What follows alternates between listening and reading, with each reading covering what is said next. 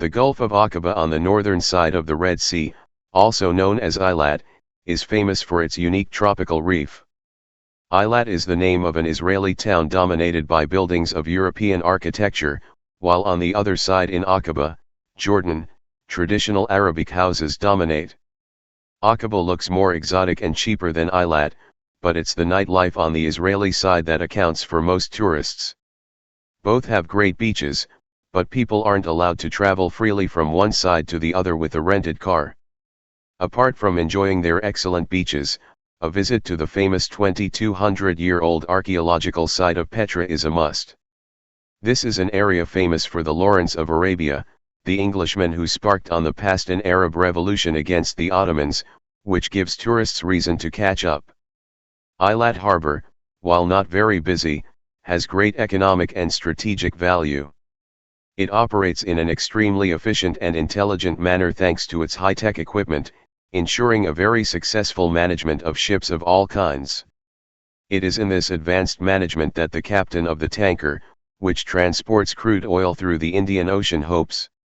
Now that he's just gone around a long canal as he approaches the port, he's making his final plans. But some worrying thoughts, still unspecified, are beginning to rise. As soon as this tanker approaches the port, aiming to transport its contents to the Ramat Yotam terminal, new concerns emerge. Concerns that fortunately so far are not justified, allowing the captain to prepare for the next maneuvers without serious obstacles. On the other side, in the port of Aqaba, the incredible fast Silver Sea after the planned stopover of a day is ready to leave. The passengers of the cruise are still enthusiastic not only about this last stop, but also about the short visit of Aqaba. The captain checked for final maneuvers after disconnection, almost ready to issue the final departure signal. Unfortunately, he could not take into account the approaching tanker and, of course, what some bad guys were planning. Suddenly, a rocket was fired by a terrorist off the coast of Aqaba, targeting the oil tanker heading for the port right now.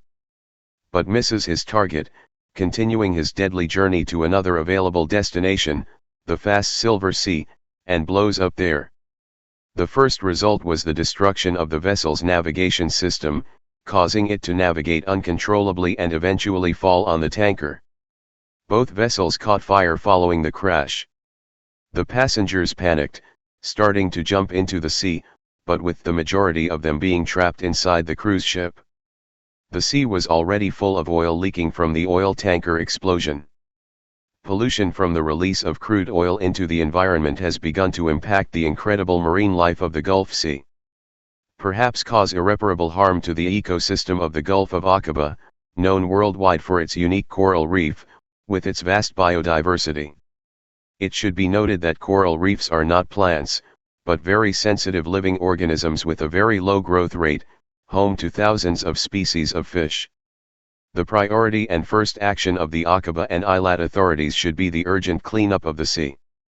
In other words, the extraction and removal of crude oil from the sea in order to prevent further unpleasant and undesirable catastrophic consequences in the Gulf.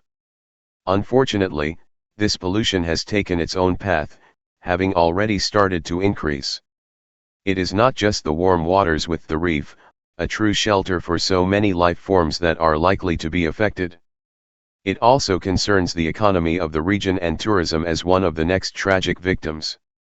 The authorities on both sides now realize that they must put aside their differences and do all they can to protect the beautiful beaches and the environment in general. Getting back to normal can take time, but good cooperation between Israelis and Jordanians is key to getting there. But will they make it?